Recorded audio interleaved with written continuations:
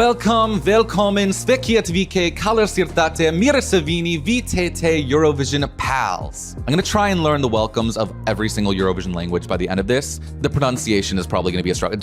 I'm sure you're gonna be eviscerating me in the comments, and I probably deserve it. Today we're ranking all of the Eurovision 2026 songs from an F for fail to an S for supreme. And it's gonna be a long one. That's what she said, but it's gonna be a long one, so let's just dive in immediately into the mayhem. Actually, no. Before we do, make sure to subscribe and turn on the notification bell because this contest is obviously my life's passion, and a simple subscribe can go a long way to help me roll out more videos related to this crazy little contest that we both love so much. Also, I've just rolled out memberships where you can join to earn exclusive perks like member shoutouts, early access to new videos, and even joining a chat where we can speak directly to each other about all things Eurovision. So you should join that too. Speaking of member shoutouts, special shout out to my first two members who just joined, Levi the Cutest and Steph S40. Thank you guys so much. Let's get into it. Let's start horrendously. That'll be fun. Estonia must have been collectively high when they selected their Eurovision entry. I'm sorry, it's the truth. Now look, Vanilla Ninja, they are legends in Estonia. They've represented Switzerland at Eurovision before. They've tried to represent Estonia multiple times. They're so famous in the country that they even have literally their own ice cream with their faces on it. So we're talking about a group that is genuinely huge domestically. But unfortunately, fame does not automatically equal a great song. Because let's be real, their song Too Epic to Be True is actually not epic enough to be good. This song just feels dated, like something that would have struggled to qualify even back in 2006, let alone today. On top of that, it feels like it's trying to present itself as this big rock moment. The staging has chains, rising platforms, pyrotechnics, electric guitars, all the visual cues of a dramatic rock performance. Too epic to be true.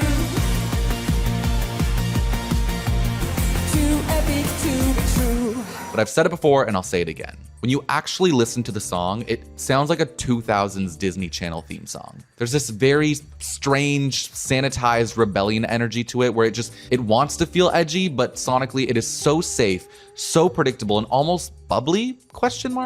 It's like you're watching a 9-inch nail stage show with the black and red lighting, the rising platform, the fireworks, but the song itself belongs on like a Cheetah Girls soundtrack. You will only get that reference if you're probably from America and old like me, so probably no one's gonna get that reference, but you know what? Fuck it, I took a risk. But either way, I mean that in the most offensive way possible. The melody itself is pretty lazy, the vocals at times feel shaky, and the harmonies aren't nearly as tight as they should be. Sorry. The one thing I'll give them credit for is the kiss cam moment, from the live performance, because yes, it is tacky, but at least it's memorable, and it's damn memorable. It's a good idea. But it's also not like a great look when the kiss cam moment is more entertaining than the song itself. Out of all the songs in the contest this year, Too Epic to Be True has the lowest score on EurovisionWorld.com with a 1.9. A 1.9 out of 5 stars. Estonia, I apologize for bringing out that rating. You guys just deserve it though, because you shouldn't have chose this. Either way, I had to do it. And yeah, I feel confident giving it what it absolutely deserves. And for me, that is a solid F. That was a little harsh, but I'm gonna try and be nicer. I don't think it will get any worse than that. I think that's the country that I will be eviscerating probably the hardest, or one of them.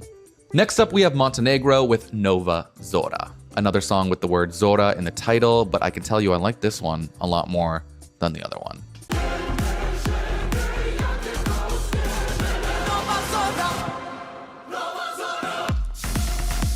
Now, historically, Montenegro has not exactly been a Eurovision powerhouse. Since debuting in 2007, they've only qualified for the final twice out of 13 appearances, which gives them the worst qualification record in the contest. In fact, the last time Montenegro qualified for the Eurovision final, that was over a decade ago.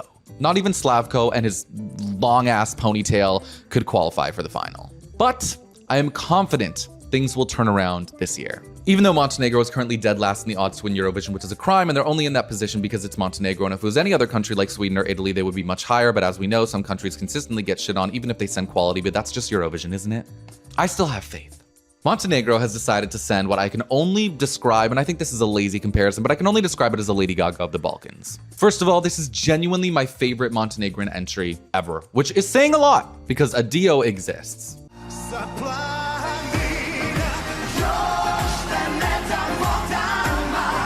But for me, Nova Zora actually tops that. Tamara's voice is absolutely faultless. Musically, the song is like church meets club. It's got dark electro-pop elements inspired by techno and trap music that you would hear at like a rave in Podgorica, Podgorica. the capital of Montenegro. But it also has these traditional choral moments layered over the production, which gives it like church in Budva vibes. Even with the cheap budget that she got for her staging in the national final, she still nailed the choreography. She nailed everything.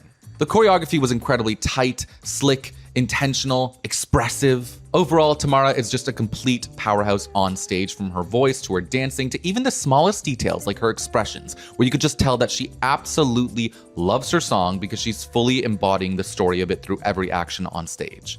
Which is why, for me, for Montenegro, this year, I'm giving Nova Zora an A.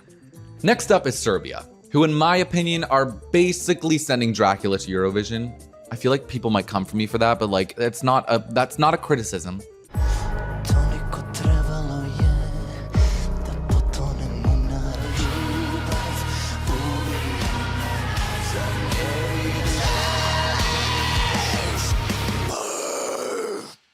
Also, fun fact, the word vampire actually comes from Serbian folklore, so honestly this feels very culturally appropriate. Now I'll be honest, at first I didn't get this song. I did not get it. I didn't understand it, and that's embarrassing for me to admit because now it has grown on me like a motherfucking wart, and a wart I want to keep. I don't know if those exist, but it's like beautiful. And the reason is because structurally this song is basically the definition of an optimized crescendo. At the beginning, he's whispering, the first chorus is restrained, then the second chorus hits, and suddenly he's belting an octave higher. And by the final chorus, we've arrived at a full emotional nuclear meltdown where his voice just shoots up a whole nother octave. So the whole song just goes from 0 to 10 in intensity, and I love a climax, and this climax is a climax with a capital C.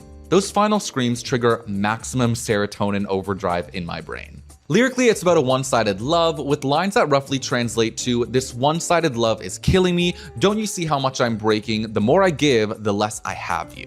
Our Dracula is hurting. Now, I'll say something slightly controversial. This is the best screamo we've ever had at Eurovision. There, I said it. I said it. No shame. And yes, I'm saying this knowing that Bambi Thug exists, and I don't give two shits. But speaking of Bambi Thug, Serbia should take notes on staging. Before Eurovision 2024, Bambi's song was not on people's radar at all, but once it hit the Eurovision stage, it became a full cinematic moment. Serbia needs to do the same here. Just go big or go home. Because genres like this are rare at Eurovision, and screamo is even rarer, which means it will instantly stand out amongst the 25 songs in that final. The song got 30,000 public votes, more than double the runner-up, who actually was the fan favorite going in. But once this performance happened, everything changed. And it's because live, you can feel the rage and the pain in every note. And I'm not even a metalhead, which honestly makes this even more impressive that the song just has a complete chokehold on me. Choke. We'll get to Romania. Be patient. Vocally, he sounds like someone who's been screaming into a pillow for 3 days straight, which is exactly the voice that this kind of song needs. And visually, he has this feral intensity where it doesn't feel like he's just looking into the camera. Oh, no. It feels like he is reaching through the screen and grabbing your beating heart. The emotional intensity is completely exaggerated, but that's exactly what this song demands. Now for Eurovision, I just hope they push the staging 100% further, because if they get the visuals right, this could honestly be one of the most memorable performances of the year and the biggest dark horse that we've maybe seen in Eurovision in years. So Serbia, I owe you an apology. I now see the merit, because at first I did not get this, but now it's finally clicked. For me, this can elevate, but this at the moment is a B. Now we have Australia. And the shift from last year's entry with the horned up milkshake man to this year's classy ballad Eclipse might be one of the biggest tonal whiplashes Eurovision has seen in years. It won't be long till the morning comes. What can get you high when you're oh so sad? It's the milk from the milkshake man. It honestly reminds me of when Iceland went from Hatari to Daddy Frere, and yeah, it's a genre identity crisis, but in the best possible way. Australia is doing everything right this year. They're calculated, conniving, calculated, smart. They're a snake in the grass this year. First of all, let's talk the marketing. Because releasing a song called Eclipse and then somehow having an actual eclipse happen in Australia the next day, genius. I assume they coordinated that rollout directly with Mother Nature, but I'm not too sure. Either way, there's a big budget here. And realistically, we should expect big things here. You don't convince the Delta Goodrem to represent your country and then say, okay, yeah, great. Our staging budget is going to be a few bucks and a fog machine. No. This is going to be big. Delta is one of the biggest Australian artists of all time, and Eurovision fans have been begging her to compete in this competition for a literal decade. If you don't know who she is, she's basically, she is the Australian Celine Dion. She looks like a Victoria's Secret model, she sings like Celine Dion, she plays piano like Mozart. What does this woman not do well? But the most important part is she also has one of the best songs of the year. Musically, there's a lot going on here. And I know this is a bold claim, but this is my favorite key change of Eurovision of all time. I'll say I'm making a lot of bold claims so far and we're only early on into the video, but like, it's a strong year, guys. Minus Estonia. The way her voice just rises from that lower register and lifts into this new key is so smooth and so dramatic that it genuinely feels like the song ascends into the heavens. When we give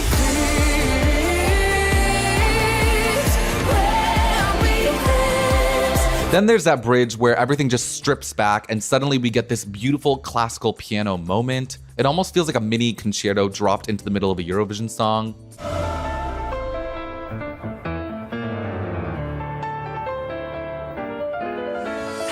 Strategically, Australia is playing this very, very smart because the song is pure jury bait, pure jury bait. I'd argue it's one of the most jury-friendly studio tracks we've had in years, honestly up there with Nemo's The Code. And Australia knows exactly what they're doing. They know why they're doing that. Historically, they don't dominate the televote. They don't have neighbors voting for them or a huge diaspora across Europe.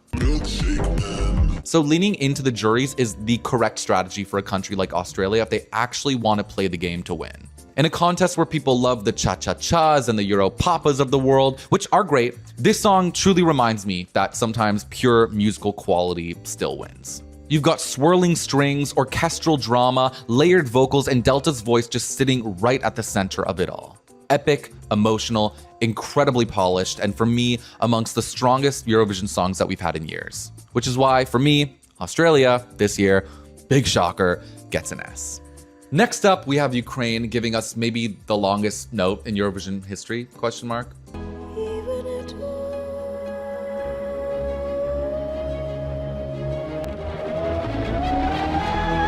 This is one of those songs where, I'm gonna be real, I'm a little conflicted. I don't even know how to rate this. There are moments that are really strong, and then there are other moments that are just very weak. So let's start with the weak parts. For most of the song, it's honestly just very inoffensive. And that sounds like a compliment, but at Eurovision, it kind of isn't.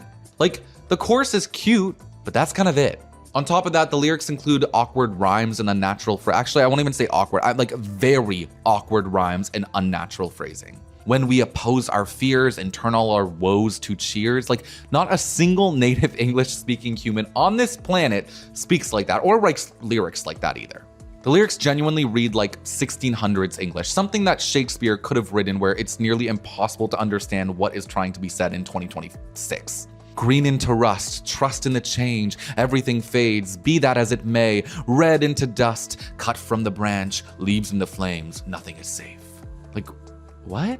It's not even poetry, it's just like, what's happening here?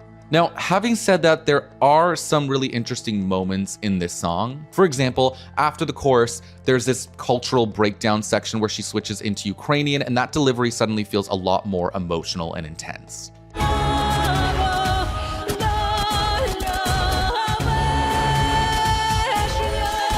It almost sounds like she's pleading, and at that moment, it just adds a lot of intrigue into the, I don't know, it's good.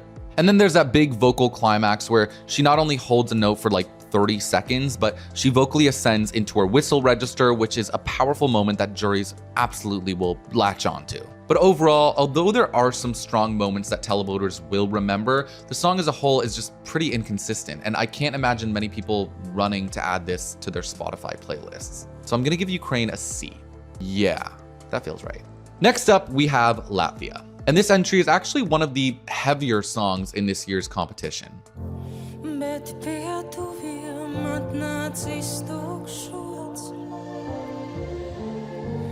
The title translates to In the Shadow, and the song explores what it's like to grow up in a family with addiction. The shadow represents the environment a child lives in when surrounded by substance abuse, instability, and neglect. The singer Atvara has spoken about her own experience with an alcoholic father, which makes the performance feel especially personal. But the song isn't only about pain, it's also about resilience and eventually stepping out from someone else's shadow to find your own light. Musically, this song feels very, very jury friendly. It's beautiful and relatively simple, but it does have a few standout moments too. The biggest one comes at the end when she hits this very high sustained note, which really makes the hairs on your arms stand up, especially because by that point in the performance, she's clearly very emotional.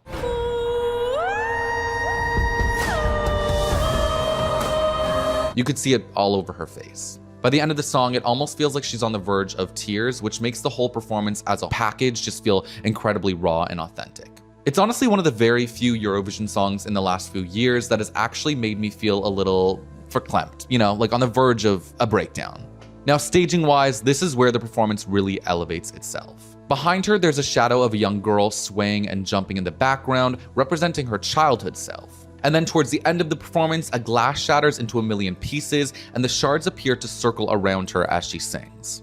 Which is a very powerful symbol since the broken glass is clearly meant to represent the glass alcohol would be poured into. So the staging actually does a really great job, and we'll see if they actually just copy and paste that performance when we watch it in Vienna. It's tasteful, emotional art that works really well because it's visually compelling, emotionally sincere, and memorable in a way that feels authentic rather than just being manufactured. So for me, Latvia gets a high B, almost an A, but a B+. Next up is Romania. At Eurovision, the most important thing is quality, obviously, but the second most important thing is being memorable. And Romania absolutely understands that here, because they've decided to send hard rock combined with hard opera.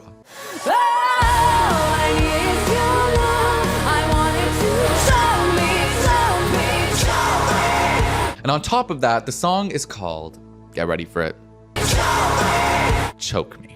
Now, officially, allegedly, the song is about confronting your fears, your demons, pushing your limits, and reaching that moment where you desperately want to make peace with yourself. But I'll be honest, I'm having a little trouble buying that explanation.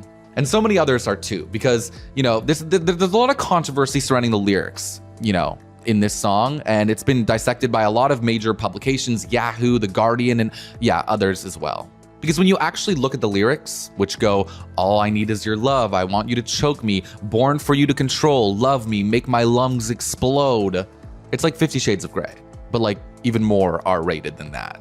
I'm not one to spread conspiracy theories, but the artist's explanation doesn't fully make sense when looking at the lyrics. Personally, this sounds a little more like an S&M and BDSM anthem, but I'll just leave that observation there for you to determine. Regardless of the meaning, let's now get to everything else. Her voice is insane. She switches between rock and opera effortlessly, which is not an easy thing to do. Actually, probably the hardest two genres that you could just go in and out of.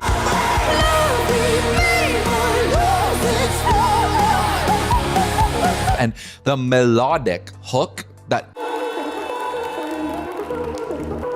that moment is ridiculously catchy. And then that chorus is an absolute headbanger. The choke me, choke me, choke me. Like, what? The audience will 100% be screaming along to that part in the arena in Vienna. Stylistically, I'm doing this again, it's a very cheap, lazy comparison, but it feels like Lady Gaga in the chorus, Evanescence in the verses, and JJ in their operatic moments. And on stage, she performs like a complete lioness. She's crawling across the floor, wildly dramatic, impossible to look away from. It's chaotic, theatrical, and a little bit unhinged, and for Eurovision, that is exactly what you want. For me, and I know for many others, this is an S. Thank God juries are back in the semifinals this year because Malta needs them. And honestly, this song does too. The entry has this timeless James Bond-esque ballad-like quality to it. Musically, it's a jazzy 1950s-inspired orchestral pop ballad, the kind of song that feels like it belongs in a black and white film from 1955, right before the opening credits roll.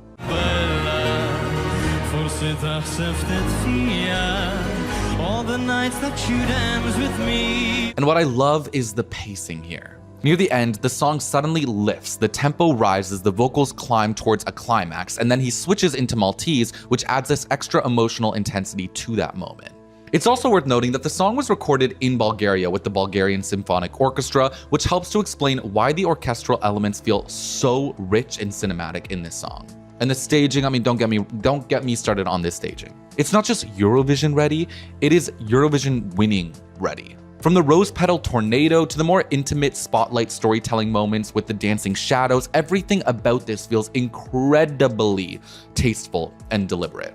If Sweden sent this song, people would be talking about winner potential, it would be a top 5 contender, but it's Malta. It's Malta. The real strength of this entry is that it acts as a palate cleanser. Now, personally, I do wish that in the final vocal climax, he pushed his voice a little bit further to really just tip the song over the edge. And for me, if that was the case, it would tip it over the edge to an S. But either way, this is beautifully crafted. It's a very elegant, classy type of entry, and it's completely authentic, so it gets a very solid A for me. So, Cyprus has officially revealed their Eurovision 2026 entry, and I genuinely did not see this coming. Because never in my wildest dreams did I think we'd get a reality TV star from Love Island, UK, competing at Eurovision. And yet here we are. Eurovision just sometimes sends us on this rides. Boy George. Oh God, okay. Cyprus is sending Antigoni with the song Jalla. It's basically Shakira. I mean, she not only looks like her, but even the lyrics talk about her shaking her hips. That is Shakira's thing. Jalla is basically a Mediterranean summer ethno-bop anthem that blends traditional Greek Cypriot sounds, think lutes and Mediterranean instrumentation, with modern pop production and a heavy beat.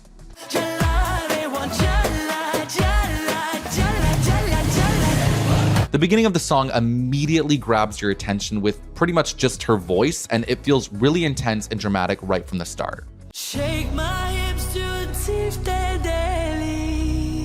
the chorus is also infectious, where you have to put me in a straitjacket just to prevent me from shaking my ass while listening to this song. Then we get to the post-chorus, which is an intensely Mediterranean breakdown with people chanting Oppa and Jalla, and at this point in this song, you would have to fully sedate me to prevent me from moving, because I'd still tear through that straitjacket by this point in the song.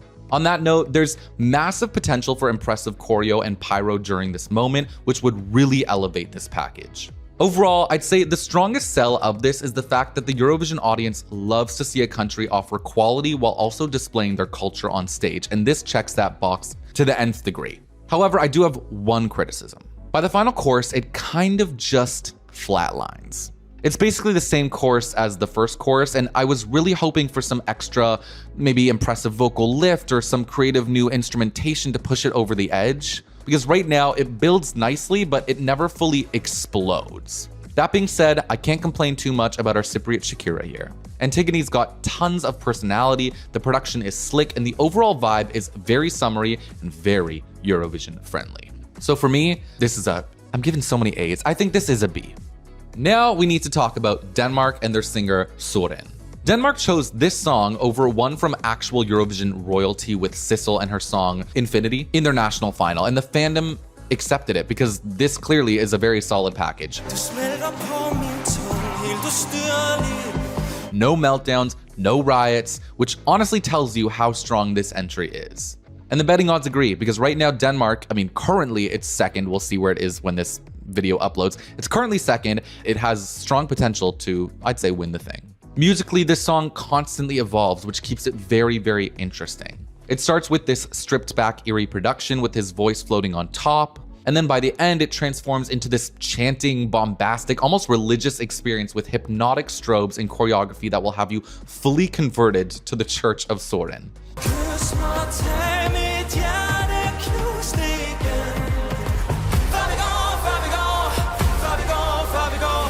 The final moments honestly look like what some conservatives probably imagine hell looks like, just a bunch of gays burning in purgatory while dancing to club music, and if that's hell, sign me up. Just like this song, the performance is constantly moving. You've got the costume change, the box prop, insane camera angles, and what might be the most optimized choreography we'll see at Eurovision this year. Maybe. Now let's talk about the box. Let me just speak directly to the UK for a moment. This is how you do an erotic box performance. Sorry, Ollie Alexander. You went a little too far for a family-friendly show. This feels slick and effective. It's also slick and seductive, but not verging on pornographic. He's not human. This guy is insane in all ways.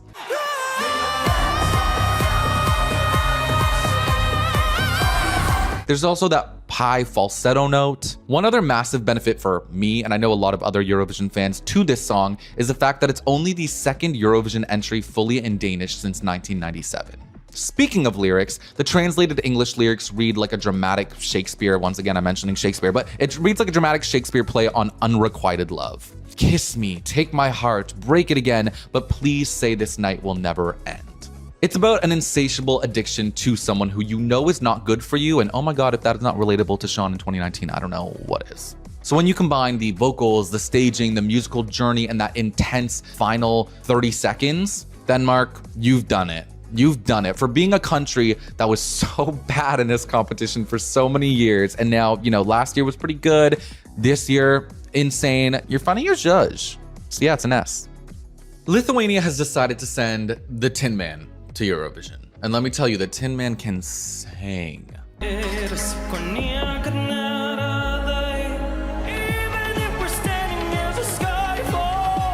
Visually, this performance is stunning. You've got this silver metallic character on stage, and it's immediately something that hooks you right in, which is incredibly important at Eurovision because viewers have the attention of goldfish. And if you haven't captured the audience in the first 30 seconds, you're done. You're done. Pack your bags. Now, vocally, this man is an 11 out of 10. And funny enough, I actually, embarrassingly, I reached out to him last year to potentially sing one of my songs, but unfortunately, he hated it. Well, he was just like, nah, this isn't for me. Ha! Anyways, either way, suffice to say, he's been on my radar for a while because he genuinely is one of the best singers in Lithuania. He's the best singer that Lithuania has, in my opinion. Now, a lot of people are sick and tired of opera at Eurovision, but in reality, we've only had 2 songs, including opera in them over the past 2 years. They've just both managed to win. And it's smart. It's smart to do something that happens so seldomly in the contest because you stand out. Every year you get like 88 pop songs competing against, 73 rock songs and 71 ballads and maybe 1 opera song, only 1 opera entry, So yeah, it stands out more. There's less competition. There's no split voting taking place. Now, another really interesting thing here about this entry is the language situation, because this song is a linguistic smoothie. You've got English, Lithuanian, Italian, German, French, and the title itself is in Spanish. So Spain may have boycotted Eurovision this year, but Spanish clearly did not get the memo, because it's even featured in the title of Moldova's song and Armenia's too. On top of that, at least in the national selection, the performance also included sign language, which adds a whole other layer of visual storytelling and makes the whole thing feel more inclusive and expressive. Sonically, it's not the strongest composition of the year. The production is a bit minimalistic in places, sometimes more than I'd personally like it to be. There are also moments where I wish the instrumentation just pushed things further or added a little bit more drama, but as a complete package, it's very captivating. And the good news is that he's already said that a revamp is going to take place. It's cooking, which is great because I do think that there's potential, more potential, that could be squeezed out of this song.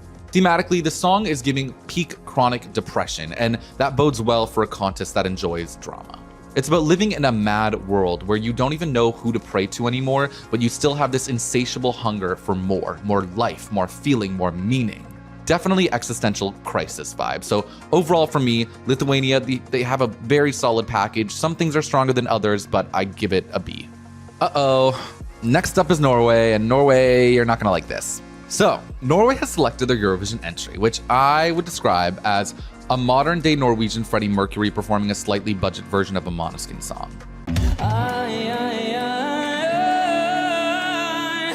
got some broken bones. Now this song beat our Alexander Rybak in its national final, which is insane considering that Rybak probably gave the most famous Eurovision winning performance in the 21st century with Fairy Tale. Now the frustrating part is that the singer Jonas Lovv is absolutely incredible. This guy is easily one of the best vocalists in the entire Eurovision lineup this year. His voice is powerful, pitch perfect, and he has fantastic stage presence. Unfortunately, the song itself is much weaker. Now, let's start with the positives. Vocally, as I said, he's unreal, and I can absolutely see the Eurovision arena singing along to that yeah, yeah, yeah, yeah moment.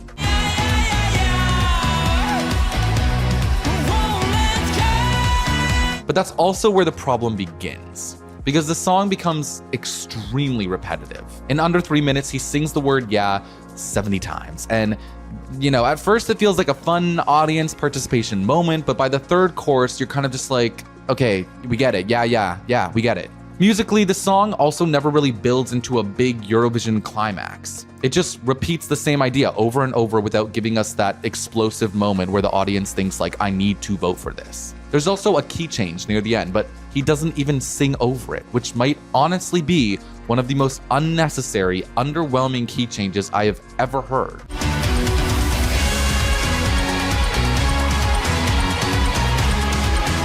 And right now, there's basically no staging, which makes you wonder how they're going to turn this into a big Eurovision moment in Vienna. Because the singer is clearly stronger than the material he's been given. And that's the real tragedy here. This artist deserves a better song. Overall, song 4 out of 10, voice 10 out of 10, staging 6 out of 10. So for me, Norway, I mean, staging's not even a 10 out of 10. I mean, I'm gonna give this it's a D. Next up is Austria. And they're sending a song whose title basically translates to Dance License, which is fitting because the entire message of the song is essentially you're not allowed to get into the club unless you're ready to dance like there's no tomorrow.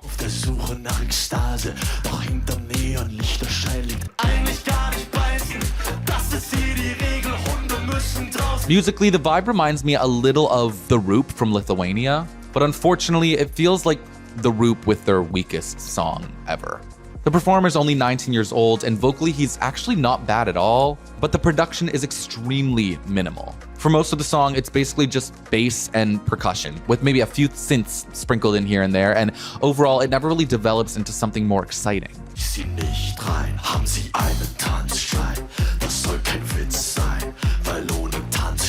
That said, the chorus does get, it has this weirdly addictive, you know, quality to it, even if the song is not good musically.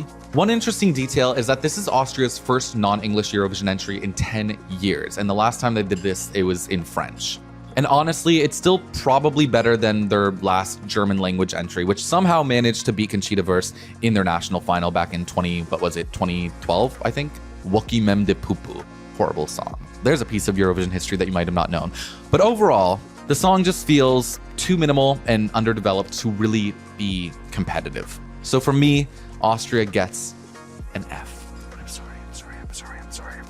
You won the competition last year. Who cares if you don't, you know, do well this time around? But you are performing last in the running order, so that's a benefit for you guys. Now, a lot of people are wondering this year, can an opera song really win for a third year in a row?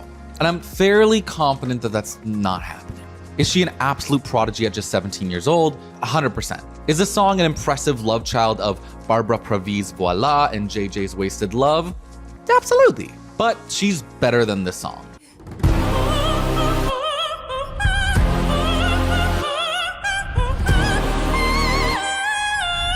Don't get me wrong, it's objectively a good opera song. The production is sophisticated and complex. The backing vocals are some of my favorite in the competition this year. The melody is decently catchy even for an opera song. But at the moment, comparing it to other songs that included opera recently at Eurovision, JJ, Nemo, the studio just doesn't stand out like those did. You know, Nemo blended 3 genres seamlessly. JJ broke records with the highest note for a male voice at Eurovision, I'm pretty sure. And this is good, but there's nothing like, what the fuck is happening? Like, take the last notes as an example. Monroe's final note is interesting, but it's definitely not like a wow moment.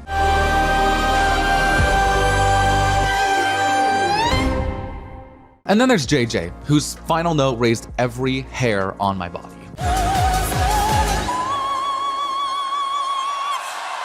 So yeah, it's a good song, but there's not anything incredibly memorable about it aside from the fact that she's a great singer and it's opera, which is rare in the competition. Except this year, there's 3 songs that have opera in it, so it's not as rare as it has been historically.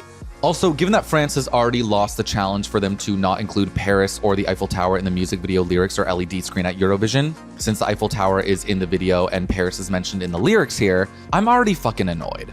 It's so pretty, like, stop doing this, France. Stop doing this. So yeah, the song incredibly ambitious, but not optimizing the memorability factor sonically. So France just gets a very good B for me. And for everyone who's like, oh my God, like not another opera song. There's barely still any opera songs in this competition. There's 3 pretty much. So it's a good song. Let's stop pretending it isn't. Maybe it's not your cup of tea genre wise, but it's a respectable entry. Let's get to Greece. So This is a big one. Over the years, we've had a rapid influx of what I like to refer to as quirky boy entries. Because I've called them in the past novelty entries or joke entries, and everyone collectively shits on my face. And so we're just gonna call them crazy quirky boy entries. Joost Klein, Karia, Baby Lasagna, Tommy Cash. By the way, when I say quirky boy entries, I'm not trying to devalue it. There is merit to these performances, obviously. But for me, Akylas is right up there with Baby Lasagna for being the strongest amongst the bunch.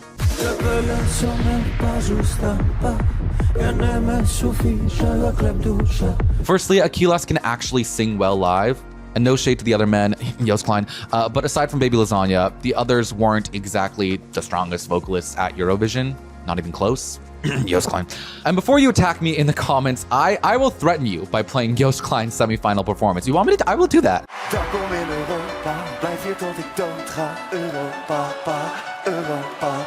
On top of that, Ferto was brilliantly crafted. It's the Gangnam Style of Greece. It understands that the template of the song mostly appeals to the televote, so the writers intelligently inserted a jury bait bridge that goes incredibly hard to rack up points from all different kinds of directions.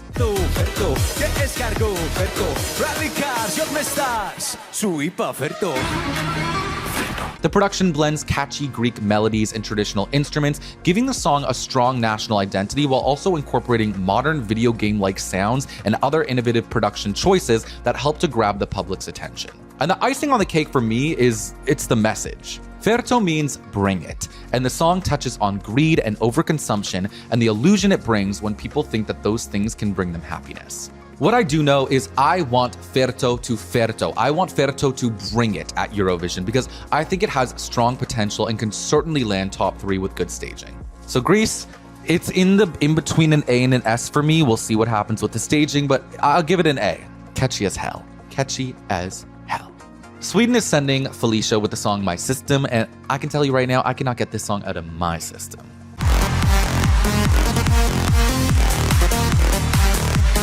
A lot of people are wondering if this could finally be the entry that helps Sweden overtake Ireland for the most Eurovision wins ever. And although I absolutely love this song, I don't think that's gonna happen this year.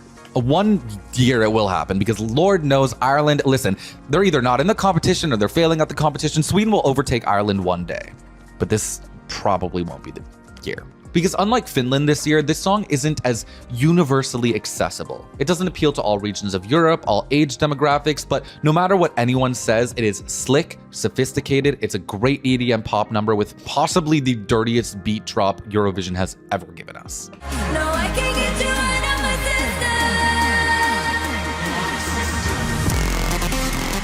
The production here was so well thought out with the my system. That moment, it being sung by a bassy robotic voice. And then the beat drop it's incredible. And if you listen closely, the producers also included very quiet murmuring in the background of some of these moments in the song, like the first chorus, which creates a very dark and more mysterious sonic layer that emphasizes the edgy vibe that the song is trying to produce.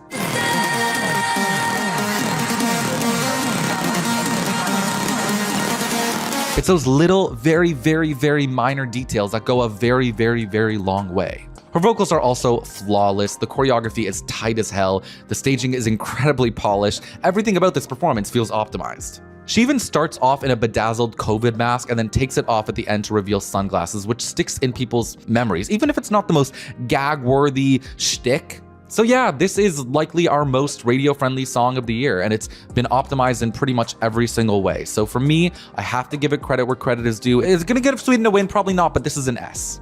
Next up is Italy. And if you look up classy in the dictionary, Sal da Vinci's song Per Sempre Si probably shows up.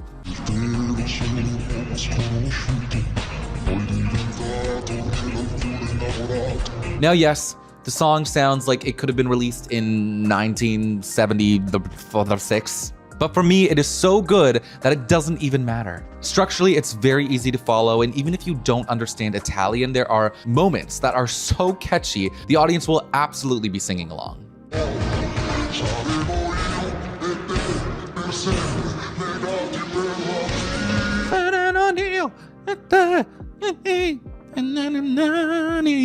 Epic. Vocally, this is one of the most passionate performances of the entire year. In fact, I'd say Italy and Latvia might be tied for delivering the most emotionally intense live vocals in the whole contest. And he did it while being completely pitch perfect.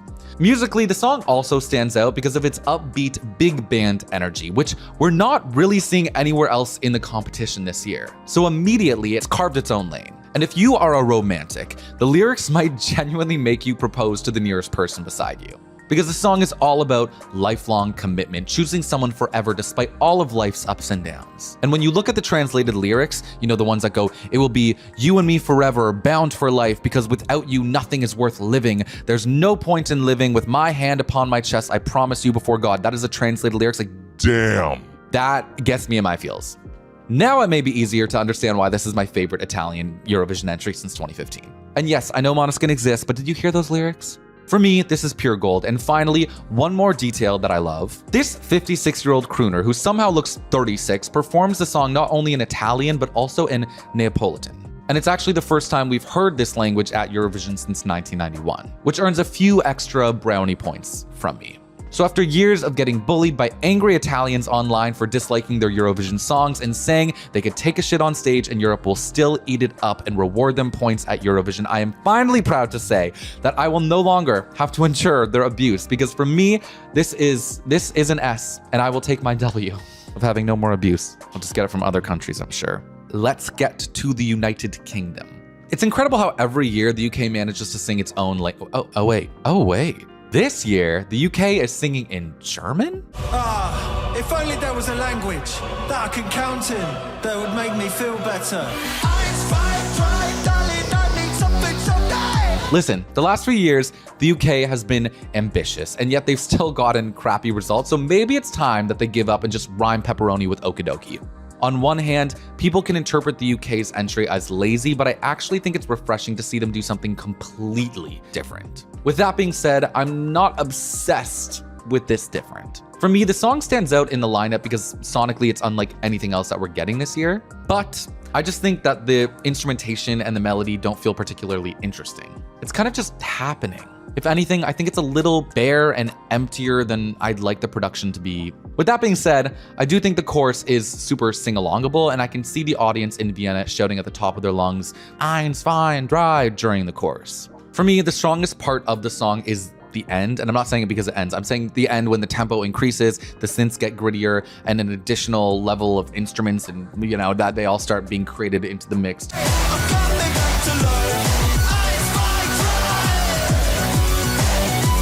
Yeah, and I think there's a lot of staging potential here if they can actually pull it off. But who knows? We're talking about the country that spent the most amount of money in Eurovision history on a single prop with that freaking trumpet thing, and still that performance came dead last. So I'm sorry, but this is a D in my books.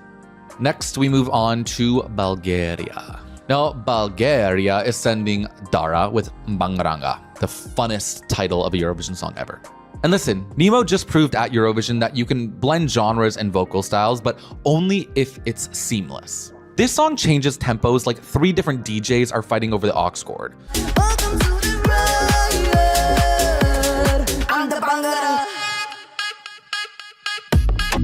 One second it's pop, then it's something else, and then, you know, suddenly we're somewhere completely different. There's just no sonic cohesion whatsoever.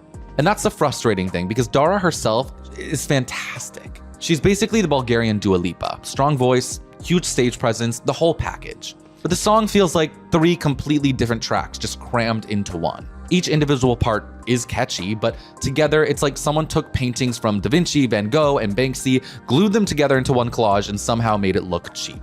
And the biggest issue is there's no moment. Nothing in the song that really lands or gives you something memorable to hold on to. Even the title, Bangaranga, I mean, it's fun to say, but it means riot in Jamaican patois. It just leaves me confused. Like, why that for Bulgaria? Say it in Bulgarian. But when you actually read the lyrics, I don't know what kind of riot we're even talking about. So that makes it even more confusing. It feels a bit lyrically lazy. So the frustrating thing here is the ingredients are great individually, but the taste for some reason is pretty rancid. Okay, well, not rancid, but like it ain't tasty. So I'm sadaranga that I don't love Bangaranga, and for me, it's a C. Luxembourg. Luxembourg. This year, Luxembourg is sending a song to Eurovision that somehow manages to merge several elements from previous Eurovision winners into one performance. I had like 5 different accents in that sentence. She's got Jamala's LED tree, she has Lorene's Euphoria outfit with the sand colors from her performance of Tattoo, she has the violin moment from Alexander Rybak, and she's got Emily DeForest's Bare Feet. She also has Emily DeForest songwriter for Only Teardrop, Thomas Stengard. And surprise, surprise, both songs have the same ethereal forest girl meets woodland nymph energy.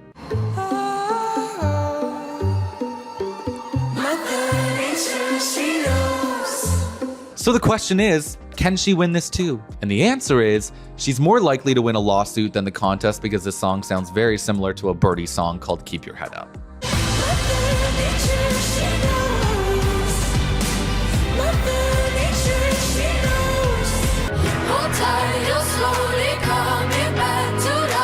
With that being said, the song has many strong things going for it. And the EBU has already also accepted the song, so it's going to Eurovision. For one, Eva Maria isn't necessarily giving us the most difficult vocal of the year, but she does give us one of the most polished, where it sounds exactly like the studio cut with no notes out of place. The song is about the healing power of Mother Nature, and it sounds like the kind of tune that you'd hear in a Disney movie right after the princess who's been locked in a castle her whole life is finally set free, and, you know, runs into the wilderness for the first time, discovering the beauty of the world around her, Mother Nature, all of the above. That sounds like a knock, but it's honestly, it isn't. It's catchy, it's cute, but it's not as daring as a strong Eurovision song should be.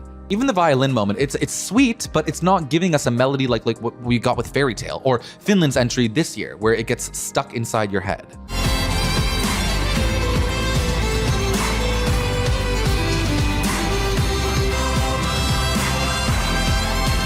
Overall, if I were to sum this entry up in one word, I would say it's pure. And for me, the pure song gets a B.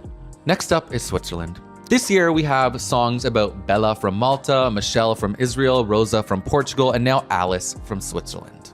And I believe every one of those songs is about lovers who got away. Except Alice might be the most interesting, because I believe it is our first lesbian heartbreak anthem in Eurovision? Undetermined, but based on the lyrics and the music video, the song seems to be about a singer professing her love for Alice, a girl who seems to be in the closet. And in the music video, Alice is getting married to a boy.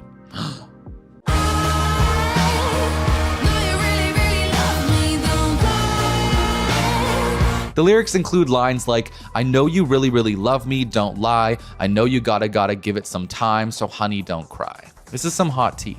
The song sounds like a song that's from Pink's Misunderstood album. I mean, they both even have a very similar voice to me. And that album was great, but you know, that album, despite it being incredible, it was from 2006. So yes, this feels kind of dated and safe, and there's no memorable sonic moment that can set it apart from the rest, and so I fear it could get lost in the mix. It's also the least Eurovision song of the season, which means staging-wise, it could be a complete nightmare for the creative director, but good luck. Good luck to Switzerland, good luck to the creative director, good luck to Veronica for hopefully winning over Alice one day, but for me, it's not good luck because I'm gonna give it a C. Next up is Georgia, and I'm not talking about the state where people talk like this. This year, we are being graced with the presence of Junior Eurovision Song Contest royalty. And that is because we had Destiny from Malta, we've had the Tomacheli sisters from Russia, and now it is the third time that Junior Eurovision winners are competing at the Adult Eurovision Song Contest, and it's Bzkebi. Once again, I know people are going to come for me in the comments. I don't know how to pronounce it because there's so many different people pronouncing it in different ways on videos on the internet, so I'm sorry to these people. Bzkebi.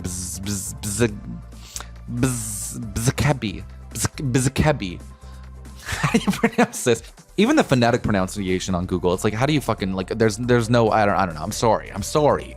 In 2008, they won Junior Eurovision with the song Bzz. Literally, the song is called Bzz. And it was a performance of 3 children running around on stage pretending to be bees for 3 minutes straight. Adorable and kind of fucking epic, if you ask me.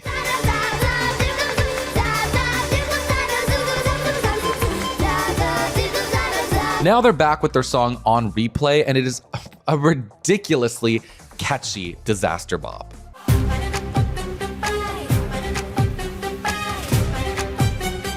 The title is appropriate because for me, this is on replay. Like, they didn't lie with the title. Now let's get the uncomfortable part out of the way.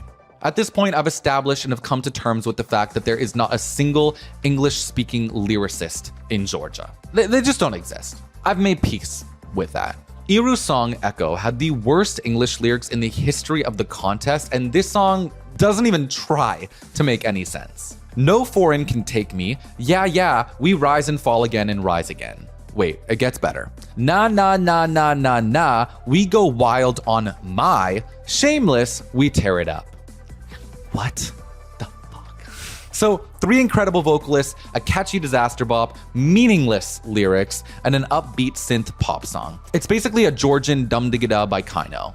If you know that reference, you know what I'm talking about. The song is confident, loud, and unapologetically weird, just like their junior Eurovision entry. And that will get them far in a competition where memorability and quality are the only currencies that really matter. It's dynamic, they're giving us sonic maximalism. One moment the song is neon-drenched hyperpop, the next it drops into these dark dungeon-like tribal sections, and then suddenly it bursts into a full operatic moment near the end. To me, they basically said, we know we can't give you good lyrics, so we'll give you a bomb-ass song, and guess what they delivered? I'm gonna sell t-shirts in Vienna with these lyrics. They're so just like epic. Overall, it's impossible not to groove to the music with this one, and it has this hypnotizingly addictive quality that will have you pressing replay. If cocaine was music, this would be it. So Georgia, you get an A. The only thing preventing you from getting an S is literally those awful lyrics, but also in a way, I kind of live for it. Next up is Azerbaijan. Azerbaijan has gotten incredible at continuously letting me down despite my already low expectations for them. In a previous video, I mentioned that the 2008 Eurovision winner Believe is the only winning song in the contest history where I've never heard one fan say that it's their favorite. And this year, I can absolutely imagine meeting Eurovision fans whose favorite songs span the whole 2026 catalog, except for Azerbaijan. Azerbaijan has just, they've stopped caring. I don't know what happened to you guys, but this is the truth. I carried your love inside my heart each day. I remember the days when Azerbaijan was literally the strongest country in this competition. The days of Aysel, Sabima Bebayeva, Farid Mamadov. The downward spiral of Azerbaijan in this contest is something that must be studied. Azerbaijan is sending Jiva with her song called Just Go. And Jiva is a diva. She's got a great voice, but there's some problems. This song has to be one of the most boring, lifeless, dated, repetitive entries I've heard at Eurovision in a hot minute. You can get Whitney Houston in her prime singing this song, and it probably still wouldn't qualify for the. Actually, that's a lie. No woman can do anything. Yeah, no, that's a lie. But still, it's not good. It wouldn't come first in its semifinal if Whitney was performing, and that says something because it's fucking Whitney. Why am I on this train? Anyways, let's get back to the point. It's bad. The song is very similar to Moldova's entry in 2019, which was called Stay, which is funny because this song is called Just Go. Right up to the sky.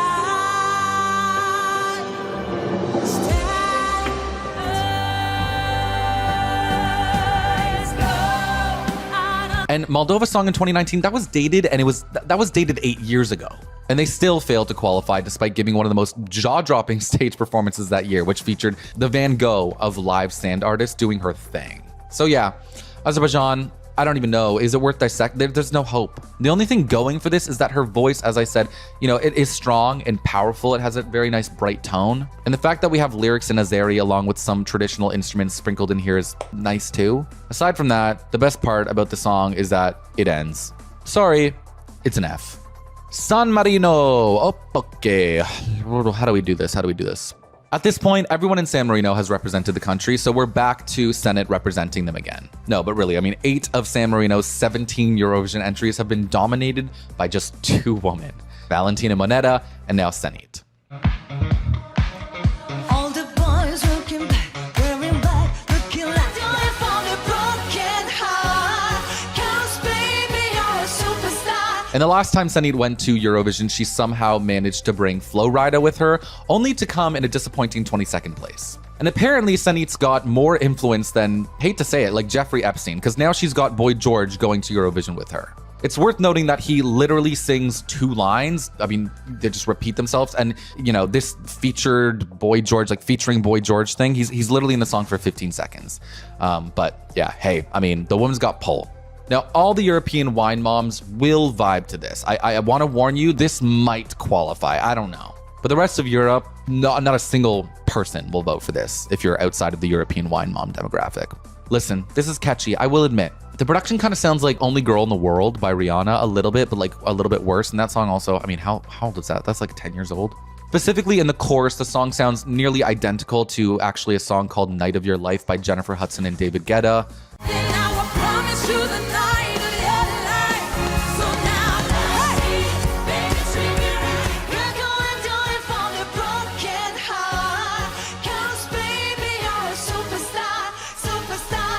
But unfortunately, I just think Senit's voice is not made for songs like this or Adrenalina. Senit has a very dramatic vibrato and her enunciation is naturally quite strong, which is completely atypical for these types of pop singers that we hear today. She's trained in musical theater, and I think a dramatic song sung in Italian would actually be so much better suited for her voice personally. With that being said, this woman performs like she was literally born on stage and just never left. She looks like she's having the time of her life, and that really translates well on camera. So although it's Itty Bitty Titty San Marino, and although the song is generic and maybe not the best suited for her voice, I wouldn't completely rule this out when it comes to qualifying for the final. But for me, it's a D. Now we got Poland. As we all know, Eurovision 2020 was cancelled because of the thing that shall not be named. And Poland has selected the artist that was supposed to represent them that year, making her the very first 2020 contestant to take part in the contest that didn't actually go to Eurovision in 2021. Unfortunately for me, I like Alicia's entry from 2020 more than her 2026 entry. Let's start with the positives. Alicia's voice and style feels like a mix between Christina Aguilera and Beyonce. At Eurovision this year, she will be one of the most naturally competent vocalists on that stage, and you can hear that in the gospel sections of this song, where she takes us to church.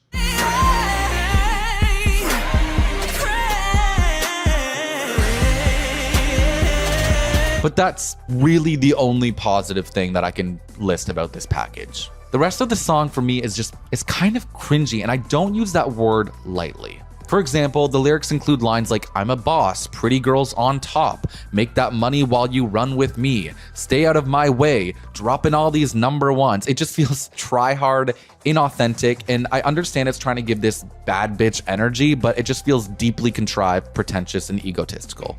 There's a difference when someone like Cardi B, who was a stripper and grew up in the projects, delivers those kinds of lyrics compared to Alicia, who doesn't really have that same kind of like rough around the edges persona.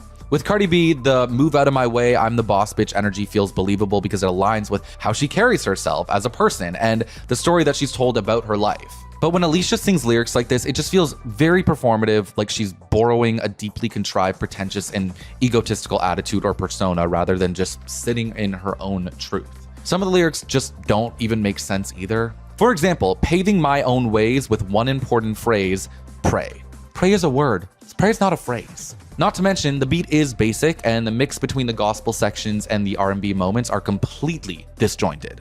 Yeah, I've leaned into this one just as hard as I did with Estonia. Whoopsies. Safe to say, Poland is going to have to pray real hard to get a half-decent result in the competition.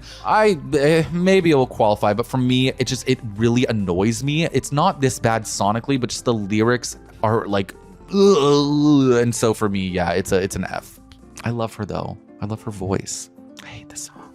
Last year, Latvia made you feel like you wandered into a forest of magical fairies. And this year, Croatia is making you feel like you've entered into a forest of women summoning ancient spirits. But when you dig, you come to find that the song is much deeper.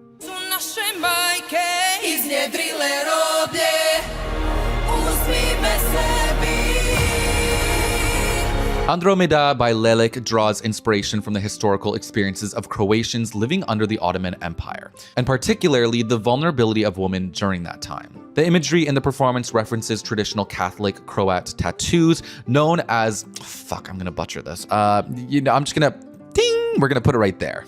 And women use this as a marker of faith and cultural identity during Ottoman rule. In the song, these elements are used symbolically to tell a story about resilience, identity, and women enduring oppression while holding on to their heritage. The title Andromeda connects that history to Greek mythology, as Andromeda was a woman I'm gonna pronounce that wrong. I know I'm trying, people, I'm trying. Either way, she was a woman chained in sacrifice. Why am I laughing? Okay, yeah, this is mythology, so I don't think it's true. This was a woman who was chained in sacrifice, reinforcing the theme of woman facing hardship but remaining strong. It's a serious concept. Sean, pay attention. Jesus fucking Christ. And speaking of strong, this song is a force of nature. This song sounds like it was made for the trailer of the most epic doomsday movie ever created. The melody is unsettling, the backing vocals are haunting, the production is dramatic, and the song overall is a masterpiece.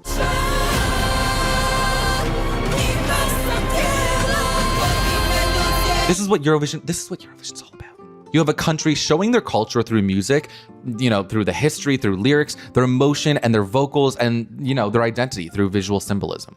You don't have to understand a single word of this for it to evoke a strong sense of emotion, and that's what music is all about. In my opinion, this is a harder sell for the televote, but I strongly feel that juries across Europe will get behind this and reward it for not only being so unique in comparison to the lineup this year, but for also delivering on every single front. So for me, personally, this is an S. Okay, Moldova. Moldova is basically the class clown of Eurovision. About half the time, they show up with something completely chaotic just to make the audience laugh, and weirdly, it almost always works in some capacity. For example, their entry Runaway didn't place that high in the competition, but it produced the most famous meme in Eurovision history, the legendary Epic Sax guy, which became one of the most recognizable memes on the internet, period. And then in 2022, they sent their song, which was a wild folk party anthem about a train running from Chisinau to Bucharest, which finished second in the televote because fans loved that chaotic energy. And this year, Moldova is once again leaning into that same spirit with Viva Moldova by Satoshi, a hilariously patriotic anthem that sits somewhere between a revolutionary speech and a guy who's had 3 espressos too many. Espressos. Did I say espressos? I don't know. Fuck. Now the Italians are gonna come for me.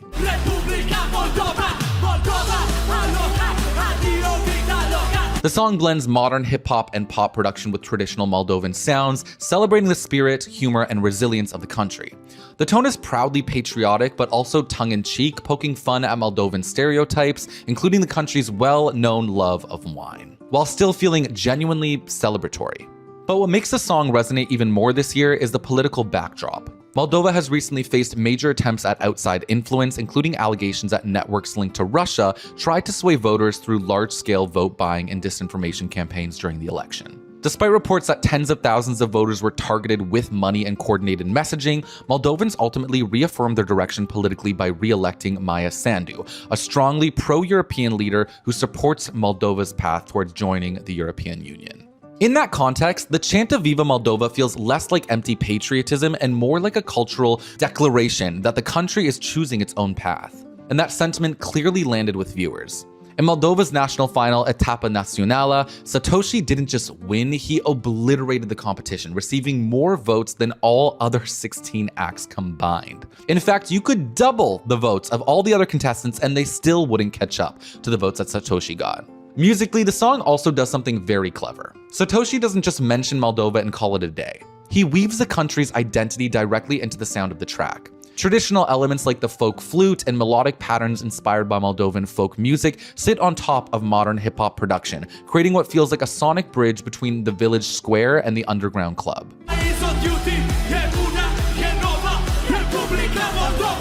Even the rhythm draws on traditional dances like the hora, giving the song this infectious hora energy. Lyrically, he also treats Moldova the way American rappers treat their hometowns. Just like the Empire State of Mind mythologizes New York with lines like concrete jungle where dreams are made of, Satoshi name drops places across Moldova, including Soroka. And if the 2022 Eurovision song celebrated the connection between Chisinau and Bucharest, this one expands the map by spotlighting another Moldovan city, basically turning Soroka into the Moldovan version of Where Dreams Are Made Of. Overall, the song is reminiscent of I Love Belarus, which is Belarus's patriotic Eurovision entry from 2011. But unlike Belarus, Moldova arguably has more reason to celebrate right now because, while Belarus remains closely aligned with Moscow, Moldova has recently resisted large-scale political influence efforts linked to Russia and reaffirmed its own political direction. So when Satoshi shouts Viva Moldova, it doesn't just sound like a catchy hook, it sounds like a country celebrating the fact that it's still steering its own train,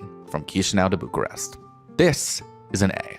Now we got Germany. This year, Germany is giving us a song called Fire, and I swear to God, if I hear one more Eurovision song with fire in the title or the lyrics, I'm going to set myself...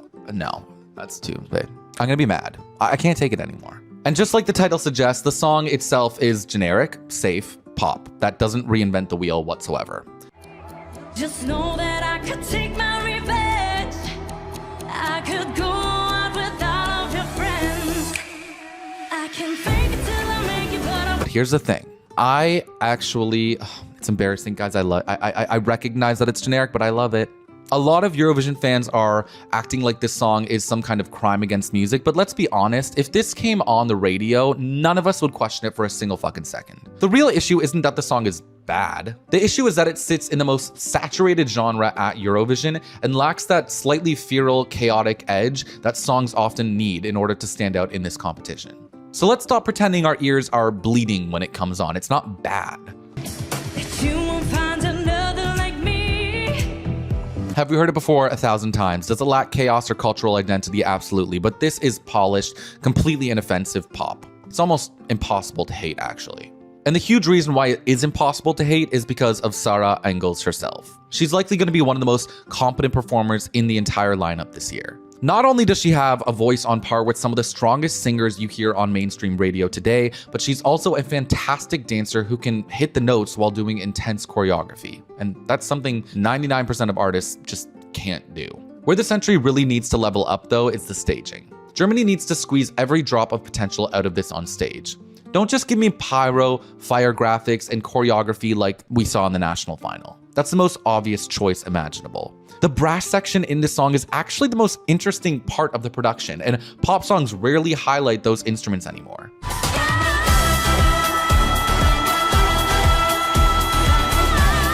So have a choreography routine with live trumpets and saxophone players on stage, pyro blasting, and sharp synchronized dance moments where she's spinning and moving through the formation with those dancers who are playing those instruments. That would be fucking cool. Maybe it's too much. I don't know. This is why I'm not a Sacha Jean-Baptiste and I just talk about Eurovision on here. Either way, if Germany is going to send a song called Fire and annoy the crap out of me by doing so, then the staging better actually feel fire. It better be fire. This is a B. For me, I know a lot of people are going, how is this a B? This is so bad. Blah, blah, blah. I get it. It's up my alley. And this is my ranking, so it's a B. I'm a generic gay, I guess. I don't know what to say about that, but that's just, I'm a generic gay. Now we've got Belgium. Belgium, once again, is sending a dark song to Eurovision. Last year, it was dark EDM. With Blanche, it was dark electropop. Loak was dark alternative pop. Hooverphonic was just dark. Honestly, it feels a little like a Lorde song. I would say a bad Lorde song, but honestly, all of Lorde's songs are bad to me, so yeah. First, let's talk about the pros. The singer was a runner-up on The Voice Belgique, and her voice is very soulful and pretty powerful in some moments too of this song. I can also appreciate that the song is different from most of this year's lineup because it leans heavily on atmosphere as opposed to just creating a wall of sound. It's experimentative and artistic rather than glossy and manufactured, but here's where it loses me. The song is interesting and pretty solid until that wretched, and I mean wretched, post-chorus. I'm satisfied. Keep dancing on the ice. That post-chorus should at the very least maintain the momentum of the chorus, if not elevate it, like we see with every other song that has a post-chorus on this list, like Felicia's Dirty Beat Drop or Moldova's traditional flute melody. But here, we get no memorable hook, no big payoff moment, a bare production, and just a load of dead space with a girl singing, "Keep dancing on the ice." And that's not a mockery, like she actually does have a really good voice. I just feel bad for her because she could do better, like the song is letting her down. Speaking of dancing on the ice, English is my mother tongue, and maybe I'm an idiot. Don't answer that. I know I am. No, but seriously, what is this song about? Does anyone know? Because I couldn't come up with an explanation if my life depended on it. Anyways, I think Belgium is walking on thin ice sending this entry because it's a risk that I don't believe is going to pay off, and for me, this is a C. Portugal. Okay, this is going to sound extremely dramatic and cheesy, but right now, the world is genuinely, it's not even a laughing matter. It's so fucked up in so many ways. And amidst the chaos and uncertainty, this song kind of feels like a hug to your soul. Por lá encontrarei rosa.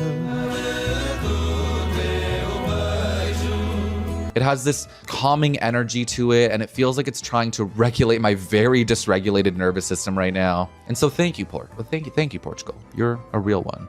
I see my therapist once every 2 weeks, and then I listen to this song once a week, and that is my therapy in totality. What I respect about Portugal in this competition is that they have never strayed from authenticity.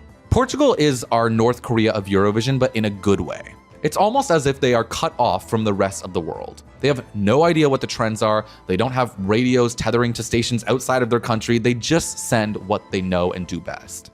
Even if some years I've absolutely hated their entries, they always manage to send the most Portuguese-y song Portugal could ever Portuguese, and respect. So this year we have the widest selection of entries at Eurovision. On one hand, we have entries like Bangaranga from Bulgaria, and on the other hand, we have Rosa from Portugal. And sorry to the Bangaranga Fangarangas, but this is way more up my alley.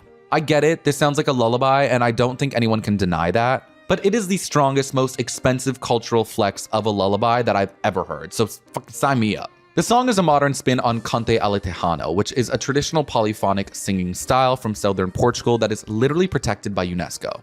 And the production is intentionally minimalistic, that's accompanied by a soulful vocal masterclass.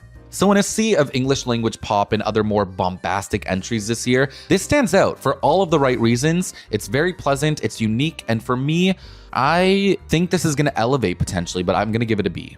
Next up is Albania. And interestingly, this is a country that hates sending solo male performers because they've only done it 4 times of their 21 appearances in the contest. But holy hell, like Albania, you gotta send more guys because these guys nail it every time.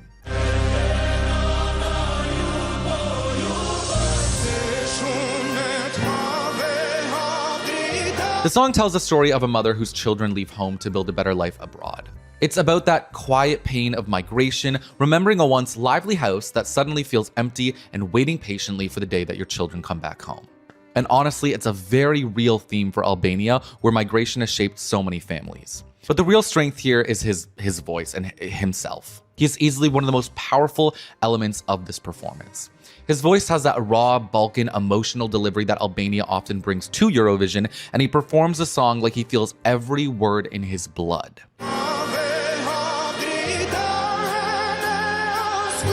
Very churty friendly. It reminds me a bit of Albania's tradition of emotionally driven entries like Sus, where the focus is, less about sending this catchy pop hook and more about pure emotion and feeling. The chorus has this haunting, almost ancient tone that immediately grounds the song in a very authentic cultural space. There's also this slightly feral energy in the bridge, a sense of desperation and love that cuts through the language barrier. You don't need to understand Albanian to feel the emotion that he's delivering. Now, I will say one funny observation that I've had is the melody and parts of the song kind of remind me of that song, You Spin My Hand, na, na, na, na, na, na, na. Which, once you notice it, I don't think it will get, I don't think you can unhear it. But overall, Albania, once again, delivers what they do best. Raw emotion, cultural authenticity, and powerful vocals. And for me, it's on the cusp of a B and A, but I'm gonna give it is it a B? No, I think it's an A. I'm gonna give it an A. Next up is Israel. Interestingly, the song was written by Israel's previous Eurovision representative, Yuval Raphael. The biggest strength here is his voice, because Bettan's voice is just strong. It's pretty strong.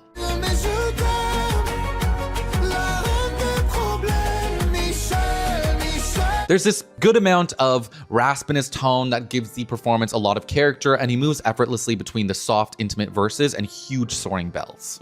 Production-wise, the song is also modern and polished. There's a mid-tempo groove throughout most of the track, with contemporary pop production and subtle orchestral touches that give it a slightly cinematic feel. And the arrangement does a good job of letting the vocals take center stage.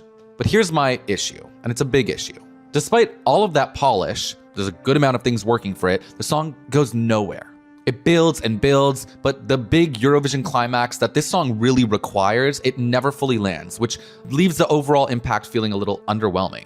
Musically, I can't help but feel like this is essentially a weaker version of C'est la vie from last year from the Netherlands. The ingredients are there, strong vocals, dramatic production, emotional delivery, but the final result is affected because the structure is honestly not it. It's not it at all, which allows the song to just completely flatline. So for me, yeah, a lot of strong elements, but it's like not doing what it needs to be doing, and so it's a C. On the cusp of a D, but a C. Next up is Finland. First we had Epic Sax Guy, and now we have Epic Violin Woman, and I have to admit, I prefer Epic Violin Woman 365 days of the year. Finland is currently #1 in the odds to win Eurovision exactly 20 years after Lordi won the contest for the country with the most points ever at Eurovision at the time. What's even crazier is that Linda and I think his name is Petta. No. Ugh, fuck. Shit. Last video, a lot of people were like, you need to pronounce the artist names right and the titles right, and you guys are totally right. I don't know. I feel like I've heard different things, and I don't know. There's different videos online that are saying different things. Blah, blah, blah, I don't know. Anyways, they won Finland's national final, UMK, by also breaking the record for getting the most votes in the history of that contest. For context, Lordi won UMK in 2006 with 67,000 votes, and Linda and won with 250,000 votes. Their song, okay, I've learned their song title. Their song, Liekinheitin, I think that's the best I could do. I have the phonetic pronunciation in front of me, and if that's not it, I don't fucking know. Either way, that song, yeah, I like it. It's incredible.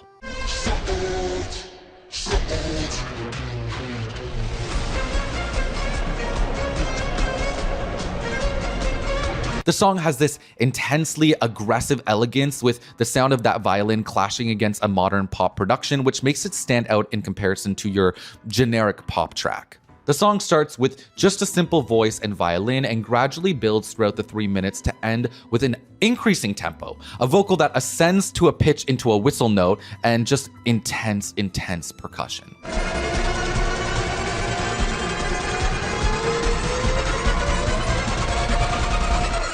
In fact, I think the guy,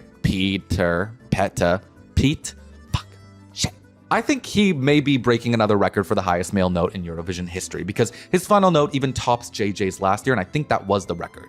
And speaking of his voice, it's got this husky, sexy, powerful tone that complements the song like no other voice could do to the same degree. Unlike our last few Eurovision winners, I truly believe that this duo has the potential, I'm not gonna say their names, this duo, they have the potential to win not only the jury or not only the televote, but I think they have the potential to actually win both, and they could be the first act to do so since 2017 at Eurovision.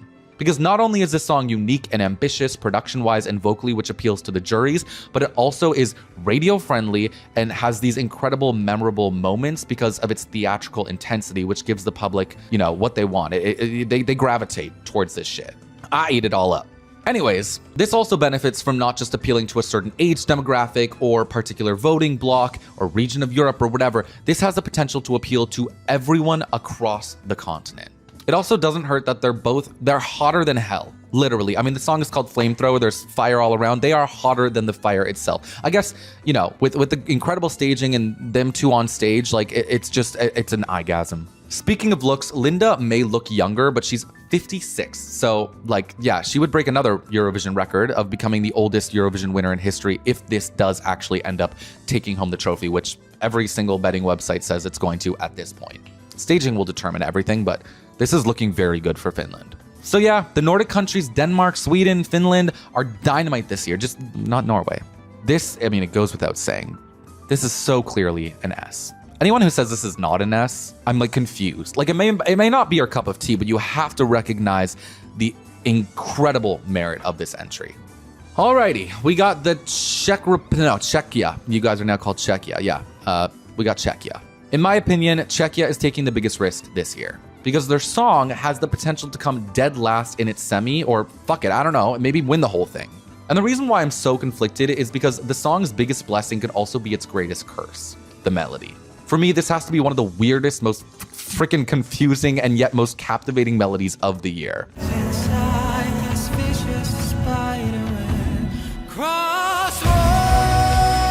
It takes unexpected twists and turns that sound incredible, but at the same time, for some listeners, it may also be a little bit too unexpected and hard to remember to ever be catchy. I mean, let's face it, this is the least sing-alongable song at Eurovision in the last, decade. I mean, can you imagine an audience of 15,000 people singing Crossroads?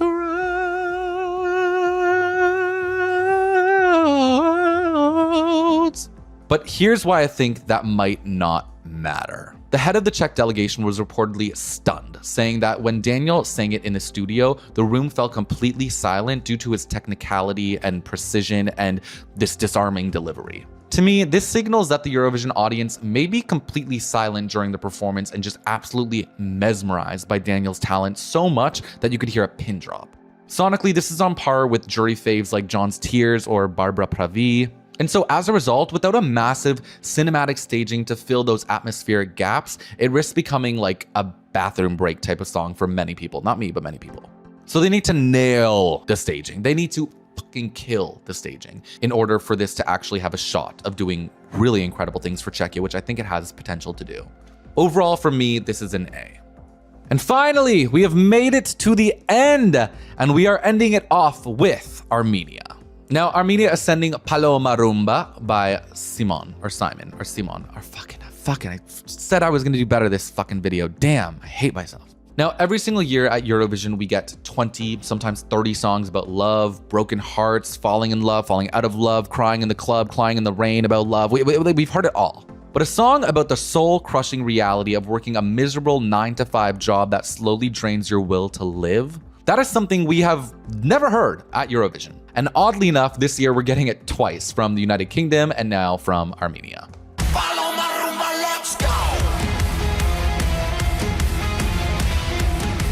The title Paloma Rumba is actually pretty clever. Paloma means dove, which is a symbol of freedom, while rumba refers to a passionate dance. Put together, the title basically means a dance of freedom, which fits perfectly with the song's message about breaking away from a suffocating routine and reclaiming your life. And the way the song delivers that message is chaotic in the best way possible. The track was co-written by Rosalind, who of course sung Snap a few years ago, which became one of the biggest global hits ever associated with Eurovision in history, along with another co-writer who helped write some of Armenia's most iconic entries like Love Wave and Not Alone. Both entries that they both cracked the top 10. This artist has one of the most charismatic presences in any music video this year. The energy coming off of this man and the song is so strong, it could wake the dead. The whole performance has this wild, rebellious spirit. It almost feels like an Armenian cousin of Viva Moldova in terms of pure chaotic energy. Musically, the song starts playful, but then gradually increases in tempo, which makes the final section feel like a full-blown party.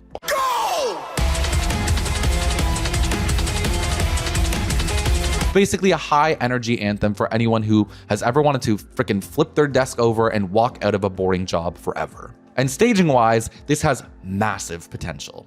The theatrical energy of this song means Armenia could turn this into something really memorable if they lean into the rebellious spirit and like anarchy vibe of this song. So for me, it has the potential to elevate, but yeah, some people might think this is high, but I gotta give this a B.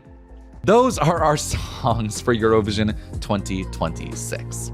Overall, I truly believe it is one of the strongest years in Eurovision history, or at least recent history. At the moment, anything can change, but right now, if I had to give the Eurovision trophy to one of the songs, I think I would give it to, oh my god, I hate being predictable and saying Finland. Honestly, right now for me, it's really between Finland and Australia.